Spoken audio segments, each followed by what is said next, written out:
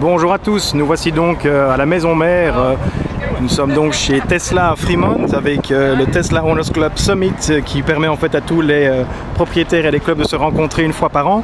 Nous avons bien sûr l'opportunité de regarder et de tester le modèle 3 que vous avez tous peut-être pu voir à Paris au salon un peu plus près. Donc même si c'est une version américaine, vous avez en fait un super modèle qui permet en fait de gérer ces différentes versions après le modèle S et le modèle X. Alors vous voyez, les lignes sont ce qu'elles sont. On peut discuter éventuellement sur les différentes jantes, on peut discuter sur l'approche, mais donc voilà, vous voyez par exemple qu'on a les poignées. Les poignées en fait sont ressemblants peut-être à ceux qui sont dans l'aviation, à ce qu'on appelle l'ouverture d'un canopy. Donc la première chose à faire en fait quand vous allez travailler avec ce qu'on appelle l'ouverture des portes, c'est qu'il faut en fait une carte. Et donc la carte en fait la voici, vu que nous n'avons pas accès à l'application, vu que nous l'avons louée, nous avons en fait ce qu'on appelle ici dans le système une bête carte pour déverrouiller la voiture. Donc nous allons déverrouiller la voiture simplement en positionnant la carte sur le montant. Vous voyez qu'en fait les différents rétroviseurs se sont ouverts. Et donc la première chose qui saute aux yeux par exemple quand on regarde à l'intérieur, c'est en fait la simplicité du cockpit. Et donc par exemple en plus comparativement à d'autres modèles, vous voyez qu'on a pas mal de place ici pour notamment mettre ce qu'on appelle une bouteille d'eau et pour éventuellement mettre des places, je sais pas moi, des lunettes ou un badge par exemple.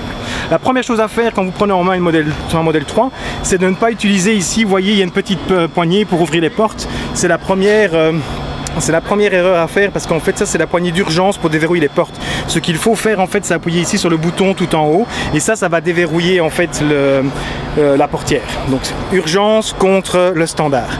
Vous voyez qu'on a été un petit peu gourmand, on est venu en fait chez Starbucks et même qu'aujourd'hui je me suis chopé un petit café chez Tesla, donc laissez-moi rentrer. Et donc là vous voyez qu'on va rentrer ici dans la voiture, dans l'habitacle. Donc la première chose qui vient à l'esprit c'est tout ce qui est épuré. Et donc bien sûr tout se passe en fait sur l'écran principal.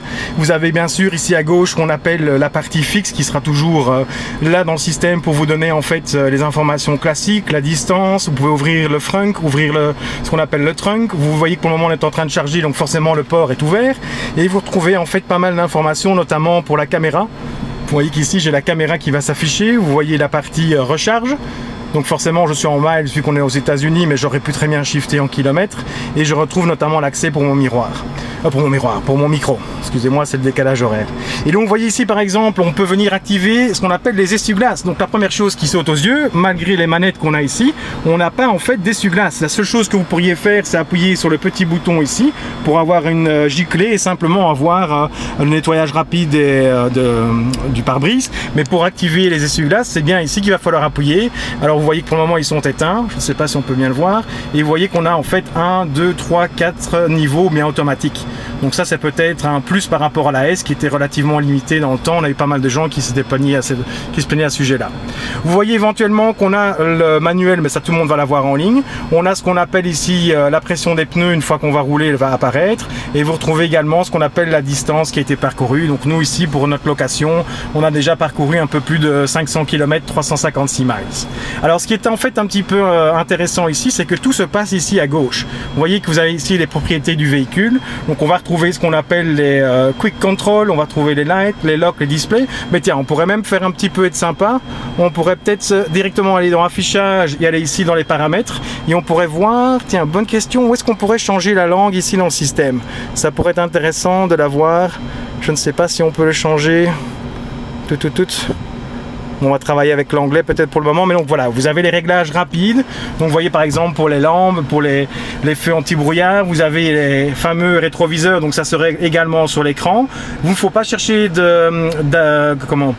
il ne faut pas chercher le petit bouton ou en tout cas l'accès pour verrouiller votre volant et le régler en hauteur. Ça se fait ici en fait sur l'écran central.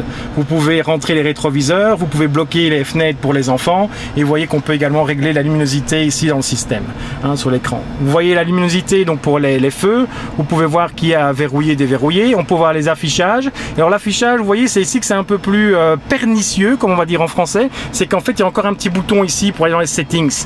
Et c'est là par exemple que je peux basculer en mode kilomètres et que je peux basculer par exemple en mode Celsius. Donc c'est là qu'on peut faire éventuellement joujou.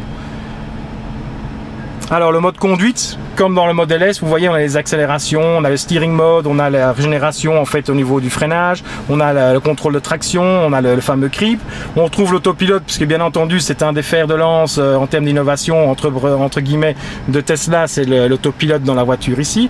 On a tout ce qui concerne la sécurité ici dans la voiture et éventuellement tout ce qui est service, hein, par exemple le Adjusted Line. Personnellement, moi, il me rend fou quand je roule avec ça parce qu'il ne met jamais bien les feux pour moi. Maintenant, c'est peut-être un setting que je n'ai pas bien compris. On a également ce qu'on appelle le blocage des essuie-glaces comme dans Model S et vous avez le fameux manuel ici pour l'utilisateur final. Si vous voulez déverrouiller la boîte à gants, à nouveau, c'est l'écran principal qui fait foi, donc j'appuie ici et vous voyez que la boîte à gants va s'ouvrir ici en donnant les différentes informations ou les différentes choses précieuses que vous aviez cachées. Alors vous voyez que dans la portière, non seulement un petit changement, mais on a une sorte de poignée, donc on n'a toujours pas de poignée ici sur la voiture même, mais on va retrouver en fait ce qu'on appelle une place pour la poignée, donc si votre moitié veut s'agripper lors des accélérations, les gentilles accélérations, ou alors vous avez également la place pour la bouteille.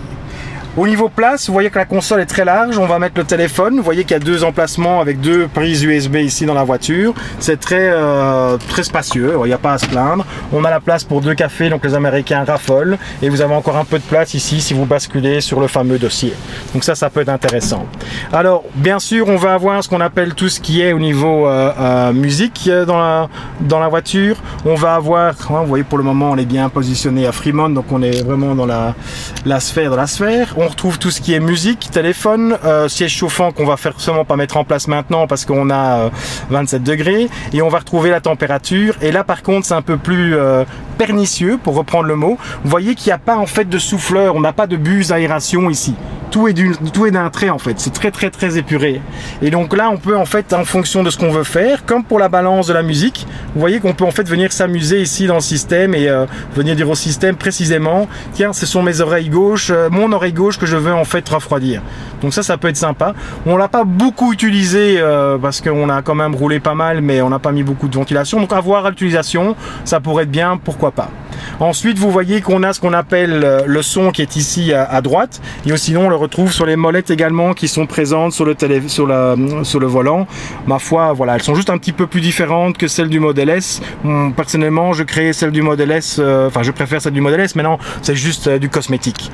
Vous retrouvez également ici au niveau musique, vous voyez qu'on va retrouver l'accès au niveau des musiques. On peut connecter un téléphone, donc moi j'avais connecté mon téléphone vu que j'aime bien Spotify et vous voyez qu'en fait après j'avais cherché pour pouvoir équilibrer la musique et en fait c'est nouveau un petit peu pernicieux, mot compte triple, ça se situe ici en bas à gauche. Vous voyez qu'il y a un petit bouton qui permet de faire l'égalisation et là vous pouvez jouer sur la balance. On peut venir dire au système tiens ben, comme les enfants écoutent leur rap, on va tout balancer à l'arrière, comme ça nous on ne sera pas embêté à l'avant.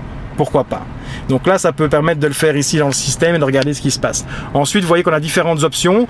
Pour le moment on est en version 8. La version 9 que les collègues anglais ont pu downloader hier a montré qu'en fait il y avait la possibilité notamment maintenant de mettre un filtre pour la musique dit un peu trop agressive, hein, les fameux explicit lyrics qu'on retrouve à tort et à travers sur les CD américains et en fait les settings classiques qu'on a au niveau du système. Ah et ma charge est complète donc on va peut-être aller déverrouiller. Très important sinon on va avoir des pénalités. Donc vous voyez qu'il y a les groupies qui arrivent. On va avoir ici voilà Unlock Charge Ports.